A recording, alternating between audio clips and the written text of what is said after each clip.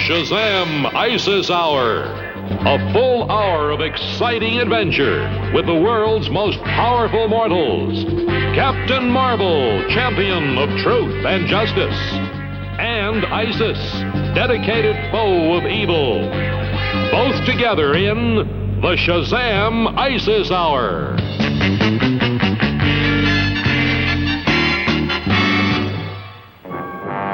Chosen from among all others by the immortal elders Solomon, Hercules, Atlas, Zeus, Achilles, Mercury, Billy Batson and his mentor travel the highways and byways of the land on a never-ending mission to right wrongs, to develop understanding, and to seek justice for all. In time of dire need, young Billy has been granted the power by the immortals to summon awesome forces at the utterance of a single word. Shazam!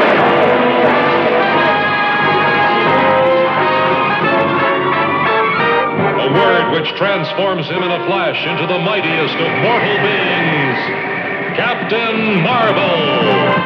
Look at Kathy, Dad. He's racing around like a... Like a wild animal? Not quite what I mean. Well, we can't deny the facts. Dad, let's not go into that again.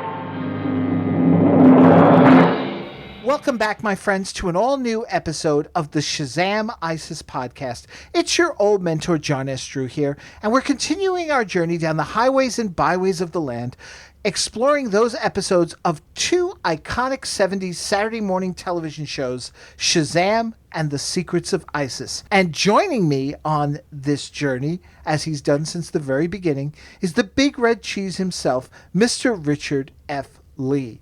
Hello, Richard. Well, hello, John, the mentor man.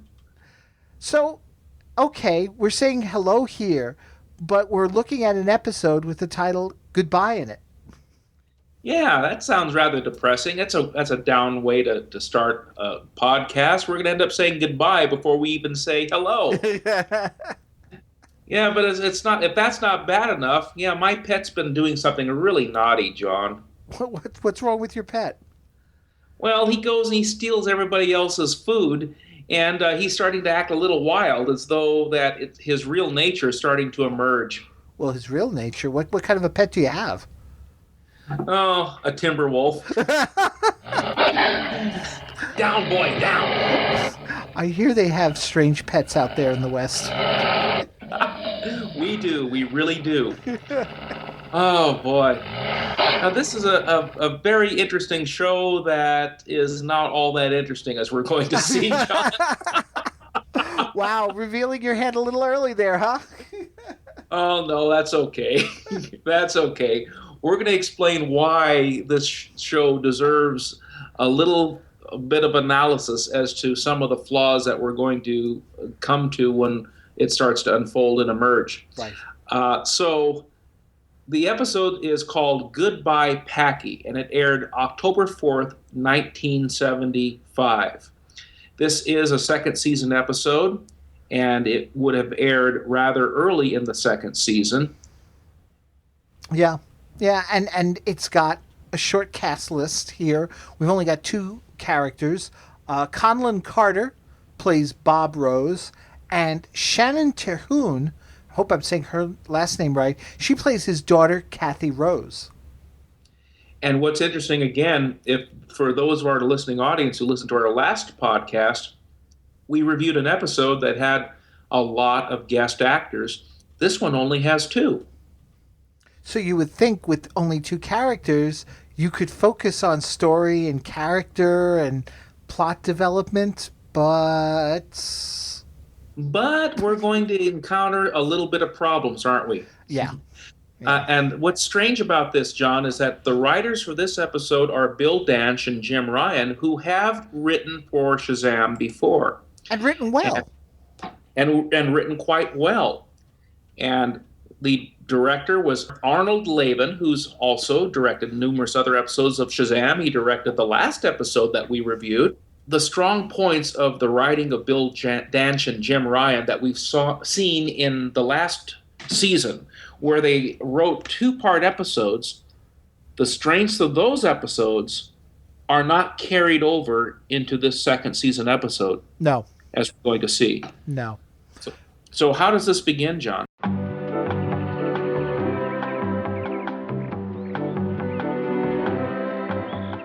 Okay, so we start off, we've got a father and daughter chasing after what looks like a dog at first, but when we get close up, we see it's actually a wolf, and the wolf's name is Packy. Come on, Dad, let's get to Packy. Oh, I'm getting winded. Exercise is good for you. Oh, yeah. I have my own ideas about exercise. Whenever I get the feeling, I just lie still until it goes away. Now, the daughter, Kathy, is trying to avoid a particular conversation with her father, Bob, who points out that the wolf is not the cute pup she once found. And as she's trying to avoid this conversation, Packy runs off because Packy, the wolf, is not on a leash. Yeah. Okay, so you see, Packy has a chain around his neck, but there's no leash. Yeah. Now, for a wolf, that has got to be the barkiest wolf I've ever seen before. This is the thing that this story starts off with seeing the canine run. Right. Before we go to the principal actors who are going to be carrying this story. And it's to set the audience up that it's going to be about a wolf. What prevented the producers from getting a real wolf for this episode? It's a dog that barks, okay? Yeah, I know. His eyes are not clear blue like you would expect a lot of wolves to look like. It doesn't howl. It's a German Shepherd, for God's sakes, okay? It's a German Shepherd with silver sparkles. Silver sparkles that you could get at the Party City store.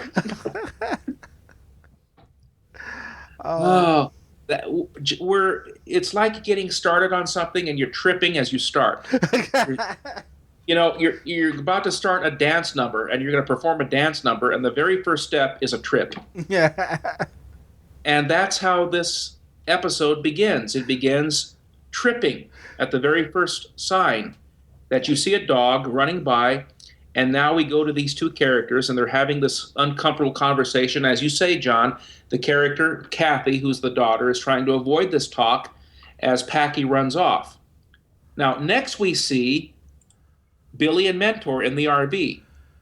Well, Billy is making a sandwich in a lighthearted moment. Now, this is actually probably the best scene in the entire episode.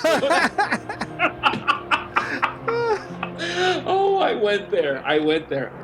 When is that construction project of yours going to be completed?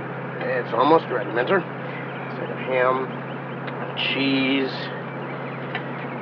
pickles, mustard, ketchup, salami, mayonnaise, pastrami, and peanut butter. So I like the whole Dagwood Bumstead nature of the sandwich. It's called a hero sandwich. Hero? Better name for anybody who eats that would be martyr. Oh, speaking of heroes, Billy. The elders. You brought this up, John. Eating is a constant theme between Billy and Mentor in most episodes, it seems. Yep. Where are we going to pull over to eat? What are we going to eat? What are you making now? What is that? Can I have some? I want an apple. And then Billy, even in the episode Debbie, they're off eating hot dogs and then going off to the grocery store to buy vegetables. And then in the very first episode that we saw, the first season, where they're dealing with the gang of kids who are stealing cars, joyriders. Right. They're enjoying fast food at a fast food joint. Oh, yeah. Billy and Mentor are constantly eating. That's a constant theme, which doesn't bother me. I think it's light-natured and it fits the story well. Mentor gets mugged while Billy goes out to get food. Yeah, that's right, John. Mentor gets mugged when Billy is off buying the groceries. Yep. As a side note, Les Tremaine confided in me once, many years ago when I first got to know him. He said that on the set of Shazam, it was a well-funded show for the craft services table where they had plenty of food. And he tells me that's the first time in his life he ever gained weight. Oh, wow. And they also told, John Davey had told me that when he became Captain Marvel and was on the set dressed in the costume, he would help himself to the craft services table. And for those out in podcast land, craft services is the term for food for all who work on the set, the crew, the stars, and the extras. And I've been to many a craft services table when I worked on sets. And John Davy would help himself to the donuts, and Lou Scheimer would pull him away from the craft services table. I kid you not. We can ask him this. It's true. So in the moment of the sandwich-making moment, the elders summon Billy. Did you notice, though, that the Eternity phone sound cuts off as Billy does the chant? Maybe he has a short. Yeah, I don't know. It's just there's no background sound as Billy makes the call. O elders, fleet and strong and wise, appear before my seeking eyes. Soon you shall have an opportunity to be a true hero, Billy. Me, Solomon, a hero? Yes, there is one who unwittingly has tampered with nature's way. Who is that? The one we speak of will have to make an adjustment, which shall not be easy. Remember, nature never breaks her own laws. Heed these words well, Billy, and good luck. So are we saying that even the editors of this particular episode started to not care anymore? Yeah, maybe, you know? And that's tragic, because we're going to see, we just got started on the second episode of a second season of Shazam, rather. The second season of Shazam. There's some good episodes that are going to be coming up. There's good episodes we've already reviewed in the second season of Shazam. Yep. And we're going to explain to our audience why this is not one of the strongest ones, and a little more thought should have gone into it. Right. So, next we see Packy, right? And he's now heading towards next we see Packy heading toward Chicken Coop. Now here, how do they lure that dog there? Most dogs are well behaved. They're not going to go bother chickens all the time unless they're really hungry. Okay, they put kibbles and bits in the chicken coop, right, to lure the dog to do his scene. Now, this is a wolf, and he's prevented from eating them. Packy got into the chicken coop earlier, and Mr. Rose had to pay for the lost chickens. So now the wolf takes off to the area where a cougar was located, and he takes off after it, and Billy and Mentor happen to see the commotion going on. Yep. Now, this is important for us to take note of. They see the commotion, but do you hear the father and the daughter exchange names? Do you hear the dad saying Kathy at all? No. That was the one thing, too, because I was waiting for that moment when I'm taking my notes, because I'm like, okay, we haven't gotten an introduction yet. And I'm like, when do I start saying the daughter? And I was like, I had to after a certain point, because I didn't want to keep saying the daughter and the father. But it was like, you're right, they didn't. That's right. So with this commotion going on, Mr. Rose takes off after Packy. Billy? Right.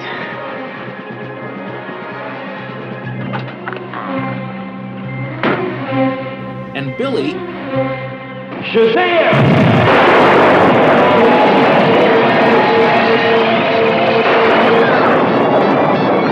A theme in the second season, which is a good theme, is where you're going to see Captain Marvel making more appearances. You're not going to see Captain Marvel reserved for the last 2 minutes of the show. Right. And that was an excellent idea, and that's one of the reasons why Shazam maintained high ratings, because people wanted to see the superhero. They wanted to see Billy leap into action as Captain Marvel. So he flies off in pursuit of this wolf, who now barks at the stock footage cougar on the grainy film. Now, in prior episodes, what have we had? We've had stock footage Snake 1, stock footage Snake 2, and now we've got stock footage Cougar. Right. Oh. Which he barks at the stock footage cougar. Now, in a twisted way, we could make a YouTube video where I do some barking at a stock footage cougar. Only it's going to be Angie Dickinson.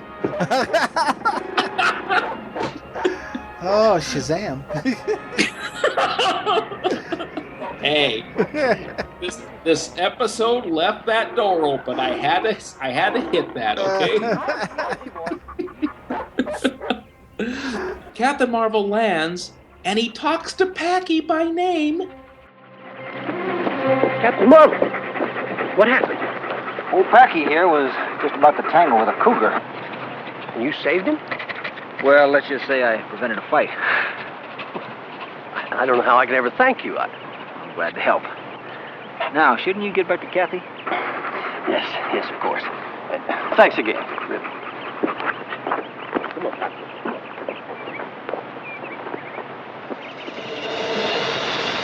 He has super hearing, apparently. He knows the name, but once again, just like he did in the prior episode when he's in front of a horse in the episode Double Trouble, here he's saying, easy, easy, take it easy.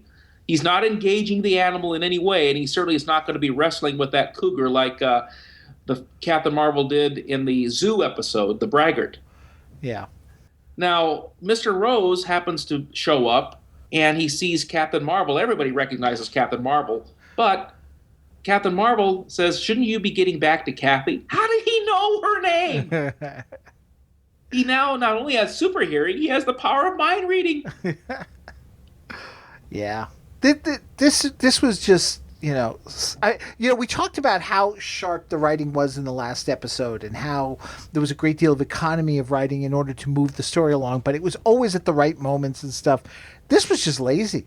Yeah, that was unfortunate. Yeah.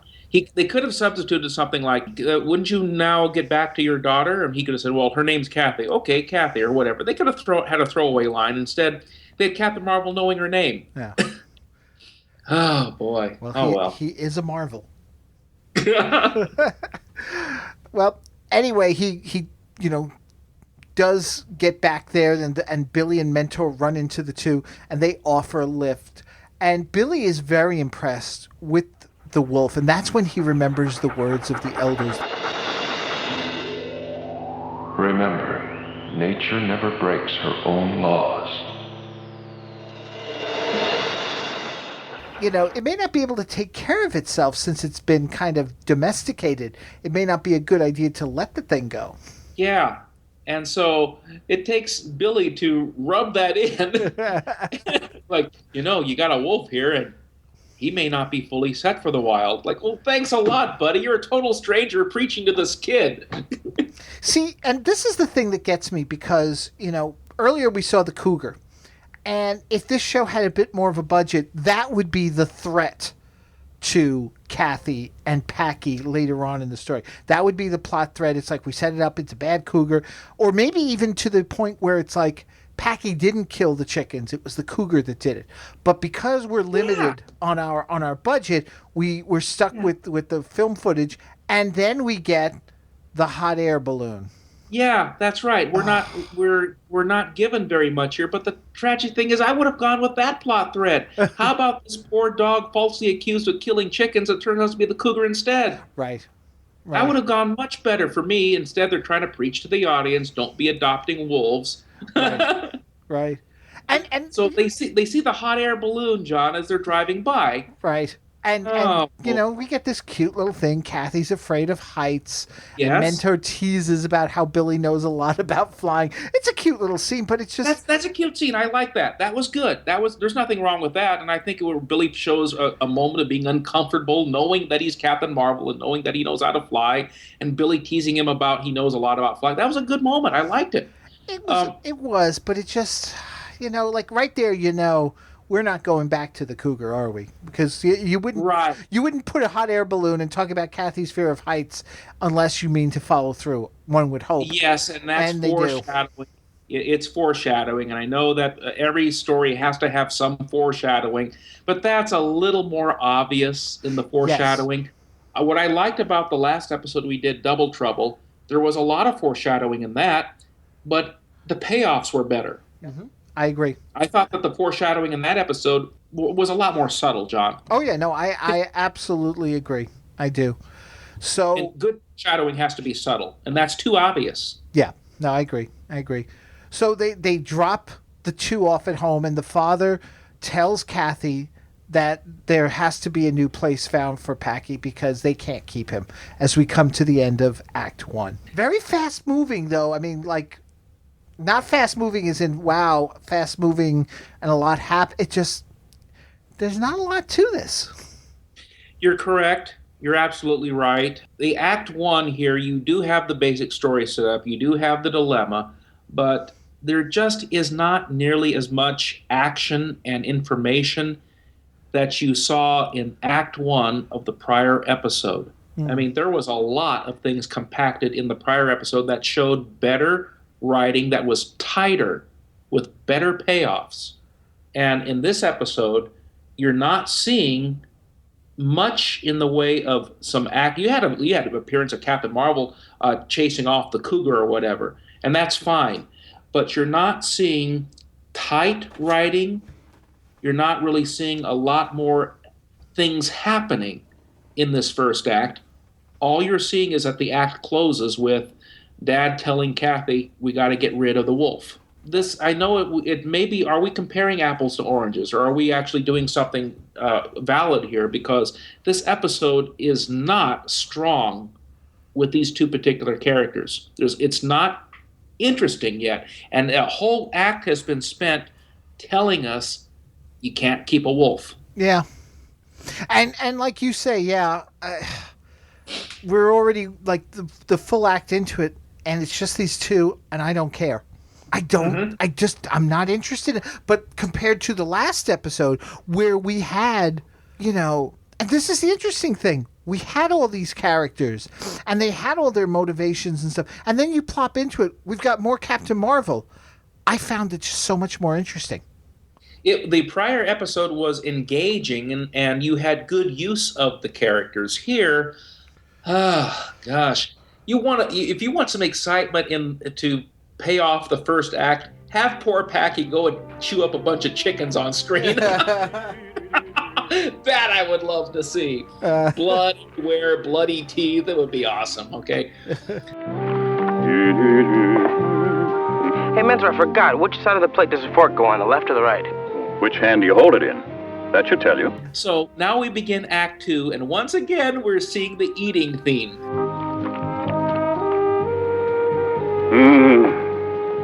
This is the finest goulash I've ever prepared. You know, the secret is in the paprika. Not too much, not too little. Here, taste this. What is it, Billy? Huh? Well, I know this can't compare with one of your hero sandwiches, but after all, it... I'm sorry, Mentor. I was really thinking about Kathy having to give up Packy. That just seems really heavy to me. Giving up something you love is never easy, even when it is for the best. We're almost expecting the Mentor cooking show because he does it in every other episode. And he's got his apron on. Yeah, he's got his apron on. But Mentor still has his safari jacket on, at least in one of the prior episodes. He had his safari jacket off. And I'm like, well, I don't know.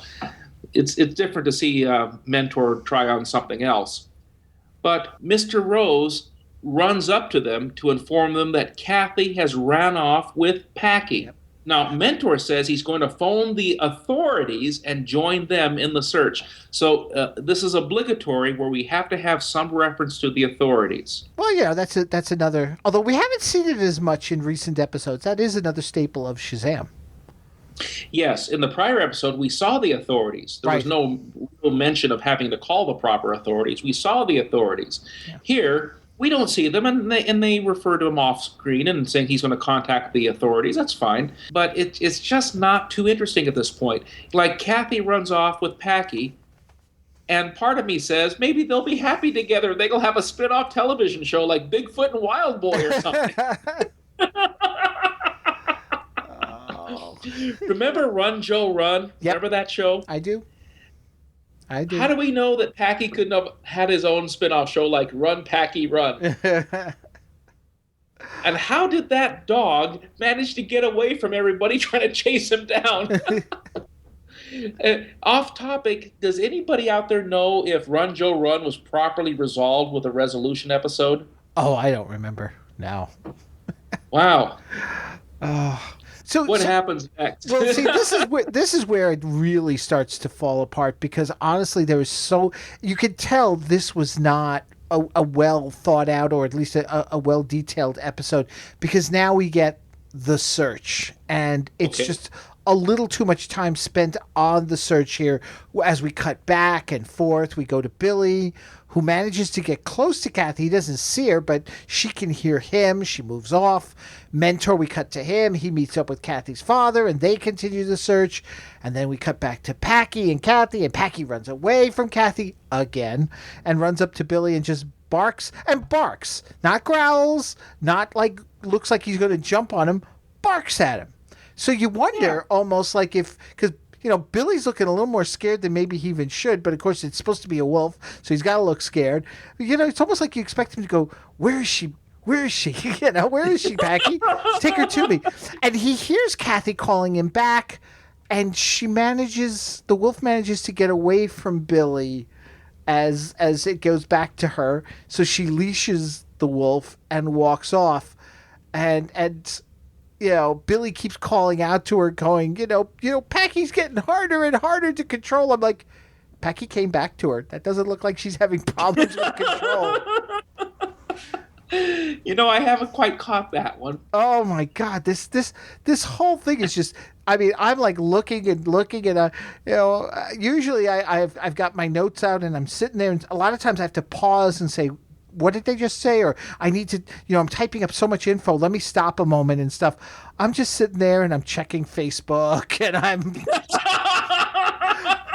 while this is all going on, I'm like, I could be folding laundry and I wouldn't miss a beat on my notes here. John. Oh, this is just painful, this whole thing. And so Mr. Rose and Mentor are off in another part of this foliage, looking for Kathy.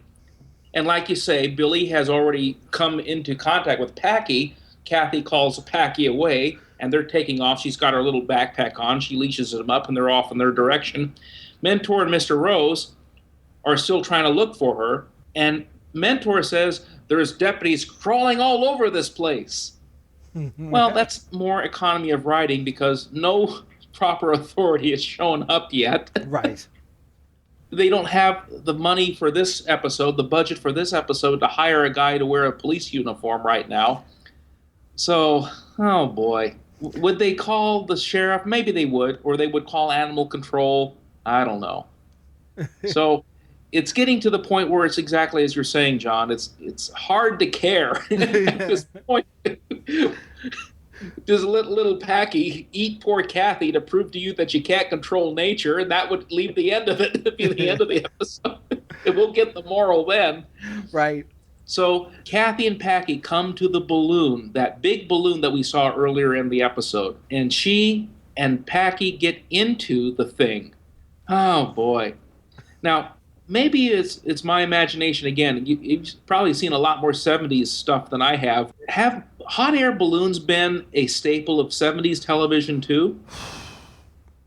I can't for the life of me. The only time I could actually think of where hot air balloons was actually more in the 80s. There was the Final Battle movie had hot air balloons, I believe, as they were dealing with the red dust. And I seem to recall an episode or two of The Fall Guy with hot air balloons. But whether it was a staple, no. I can't for the life of me think that it was or wasn't. Okay. So they hop into the basket, and of course it's tethered, and it has little sandbags or whatever it is on the side to keep it from taking off. Now, you know what's going to happen. This is predictable. Because Kathy had already said earlier in the episode when the RV that she's scared of heights. Yep. So she gets into this little basket, which has plenty of holes in the wicker to see that where she's hiding. Right. Okay? It's not like you're going to hide there very well. Yeah, exactly. Billy is going around trying to find her. A weight falls off and the balloon starts to take off. Now, Billy has to call on Captain Marvel to go off after the balloon. Right.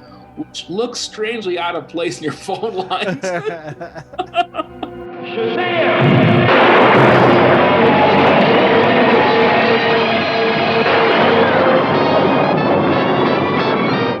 This is interesting. As he sees this balloon, Captain Marvel takes off and flies, and he gets up there, he grabs the basket, and he manages to come into place, and it's an obvious reversal, a reverse shot, where he reaches the basket and he's pulling it down. Yeah. So the way they filmed it was they had John in the costume holding onto the basket, then he just lets go and falls down, and then they reverse the film to make it look like he's flying up and grabbing it. Right. Right, which was common. I mean, the $6 Million Man and the Bionic Woman did that with a lot of the jump shots that they did as well. It was more like jumping down and then they'd reverse it. But I got to ask you one thing, because, the flying scenes prior to the balloon, it's all green screen, blue screen, whatever it is. Is it just me? And I'm noticing this even now, only 3 episodes in with John Davey. Captain Marvel! He's got her. But did John Davey do more, like, chroma key, blue screen, green screen type shots rather than the live flying shots?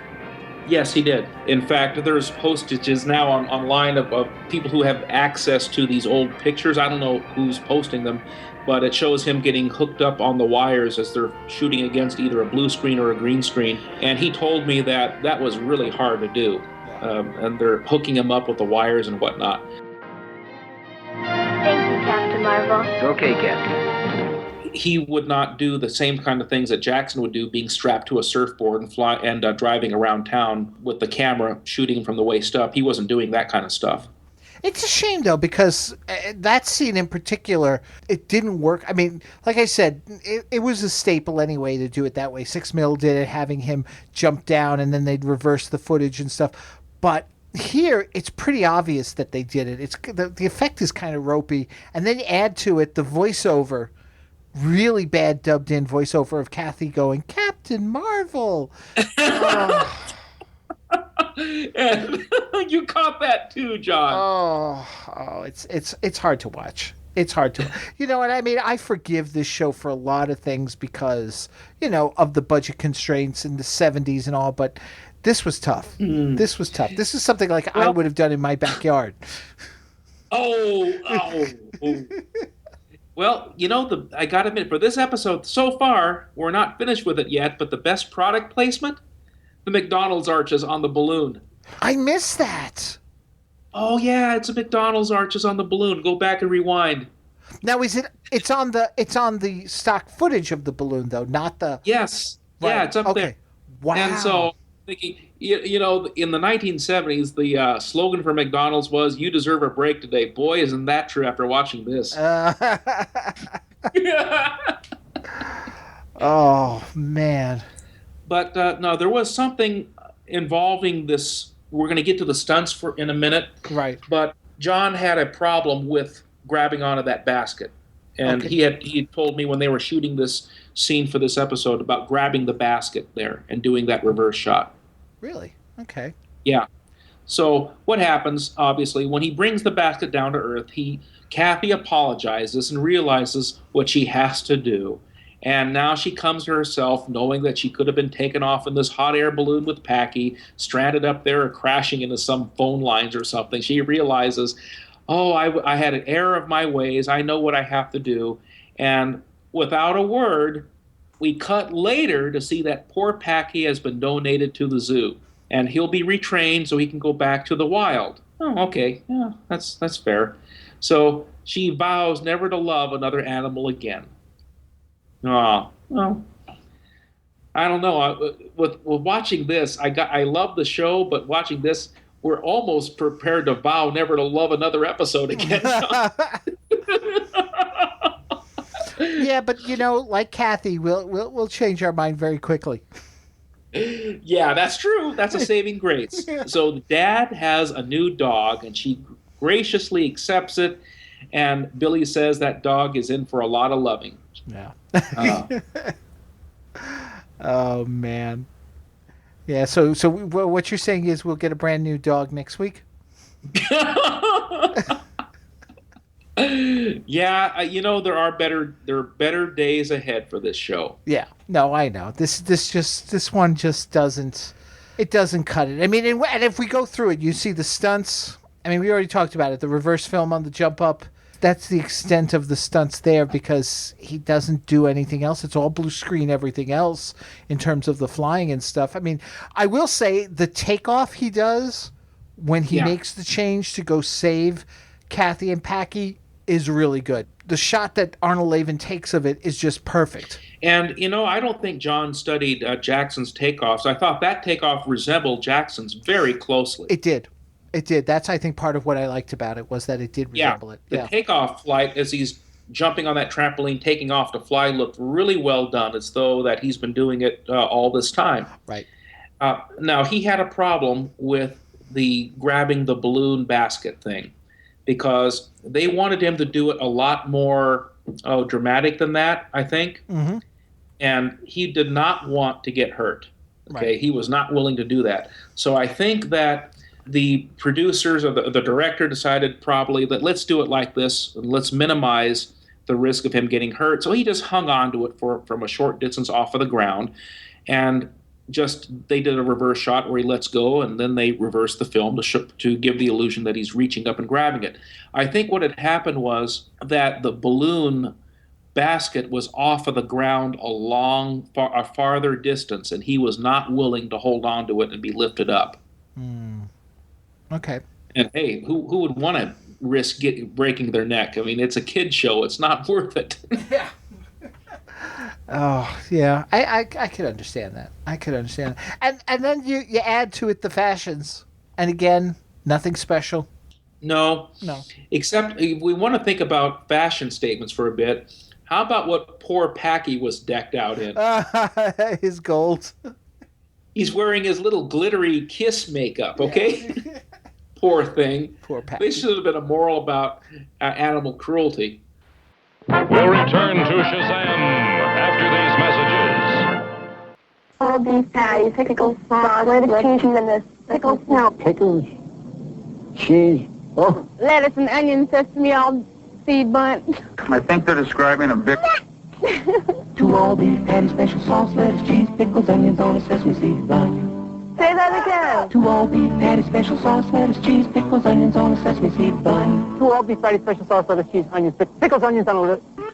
McDonald's Big Mac, the big sandwich with the great big taste that everybody's talking about. Sesame seed bun, and we forgot the onions. Yes, it did. Yes, it did say onion. Are you sure? It said onion. All right. 2 all beef patty, special sauce, lettuce, cheese, pickles, onions on a sesame seed bun.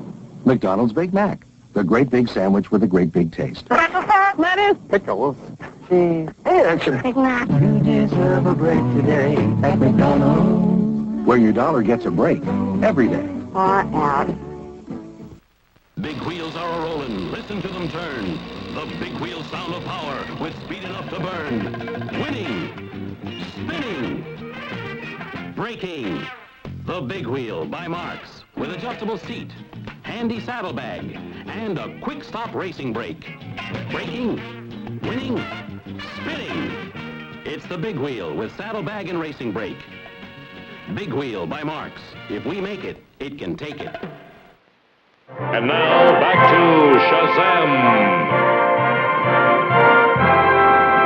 Having a pet can be a lot of fun, but it does carry responsibilities. And some animals are born to be free. To deprive them of that right is selfish. So we must all understand and respect the laws of nature, both for our sake as well as for our animal friends.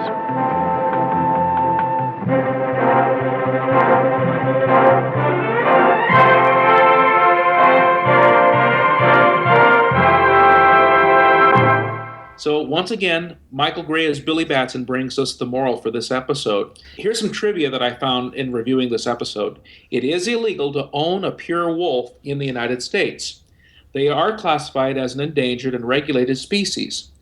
It is legal to own a 98% wolf dog federally. Many states, counties, and cities are outlawing all wolves and wolf dogs. I remember that I had a neighbor who had a wolf dog. And this dog had intense blue eyes and it howled just like a wolf. And they kept it as a pet. So it's illegal to own a wolf in California, so Kathy would have to move to Alabama.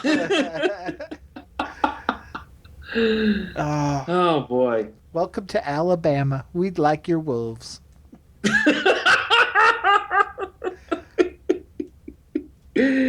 Oh, boy. Does this hold up? John, what do you... Okay. Initially I said as a story, sure, I guess. You want to know something? No. I mean, the moral holds up, yeah. I mean, some animals are born to be free. We see this all the time. We see these odd stories of people who are like, you go into their home and they've got an endangered turtle sitting in their bathtub, and it's huge and it should be out in the wild, or the person who's got a crocodile. I mean, which leads then to the urban legends. The moral definitely holds up. The story, you know what? No, it doesn't. And that leads me and it leads me to the rating. 1 second. 1 second, John. As we're preparing this review, you indicated to me earlier that as a story and the moral, sure, you guess it holds up still. And now you're reversing yourself and saying, this thing sucks. Yeah, it's just, you know what? Well, because here's the other thing, too. All right. On a scale of 1 to 5 holy molys, initially I was going to give this a 3.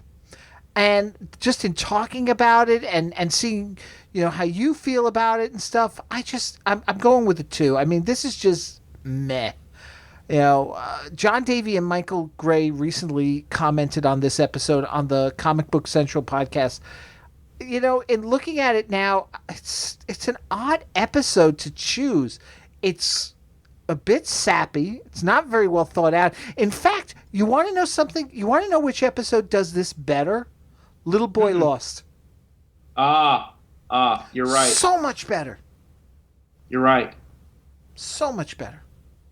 It does do it a lot better. It conveys a similar, not the same, but a similar. No.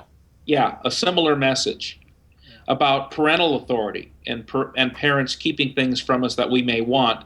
And that's in essence what the dad in this episode is trying to do. He's trying to keep something from her and telling her no for her own best interest. Now, where did you stand in terms of a rating? I started off wanting to give this 2 out of 5 holy molys, and I have to put it at 2 out of 5. It's not quite a 1. I don't think it's as bad as a 1. No. You get to see Captain Marvel twice. Yeah. You get to see the same kind of themes that were in the other episodes, Billy and Mentor having humorous moments and joking about his knowing all about flying, and then having the food scenes, which are a staple in Shazam. Those were pleasant, and they're not terrible at all. But this plot and the motivations and the dialogue is not strong here. Yeah. And the motivation just isn't very good to me. I think that it's a serious subject. I don't have a problem with saying that you need to tell a story about not tampering with the forces of nature. Couldn't have it been with another means than what the writers chose for this particular episode? Right. Maybe not. I don't know. I think that, is there a problem with people trying to adopt wolves all over the country? Then maybe we should have a national conversation about that. Oh, boy. Yeah. Your impressions were right. Our friend Joe Stuber over at Comic Central decided to do a commentary on this particular episode, and he likes it. Yeah. And maybe they see something we don't. It's interesting. I was just having this conversation on Facebook with some other people today over an episode of Star Trek The Next Generation, which I and somebody else pretty much, I would almost say, immensely dislike and find to be really bad, whereas others were like, are you kidding? What were you thinking? This is a great episode. It's one of the best hours of television on Star Trek The Next Generation. That's the thing also about art. Everybody perceives it in a certain way. It resonates in a way, and that's part of the whole thing here. We're not sitting here, you and I, and saying, well, that's it, folks, so this is how you should feel about the episode. We're telling you how we feel, and if you don't feel that way, that's great. And in fact, let's keep the conversation going. Maybe you can try and show us the error of our ways if there is an error, or maybe we've made you think about this episode in a new way as you listen to this podcast. But you got to head on over to the Facebook page. You got to head on over to the ShazamIsisPodcast.com page. You got to write us at ShazamIsisPodcast at gmail.com and let us know what you think of our review of this episode. Because again, it's all subjective, and it's all what you bring out of it. And in this case, for Richard and I, we didn't bring much.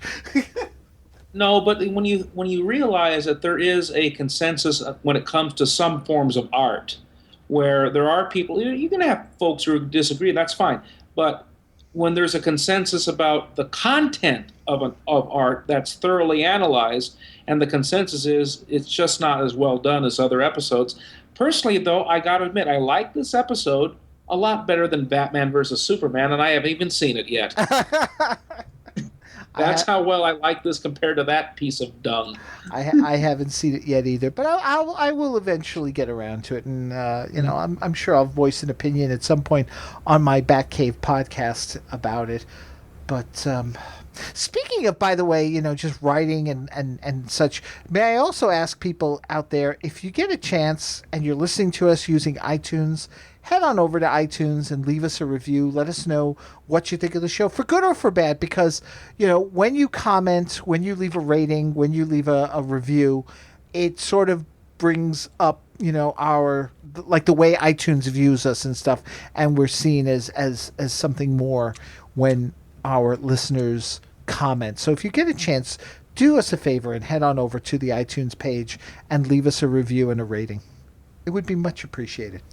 So that's going to do it then for this episode of the Shazam ISIS podcast. We're back to ISIS for our next episode. And Richard, guess what? She's taking on a bear. Oh, no. She's going to be taking on a bear. The obsession with animals on these shows. Bears, wolves, dogs, cougars. Snakes. Chocolate snakes. In the episode, and I'm looking forward to this one. I seem to remember enjoying this one a lot. Rockhound Roost. Yes. Yeah. So that's going to be our next episode of the podcast. So until next time, folks, thank you so much for listening. And once again, Richard, take care. Take care, John.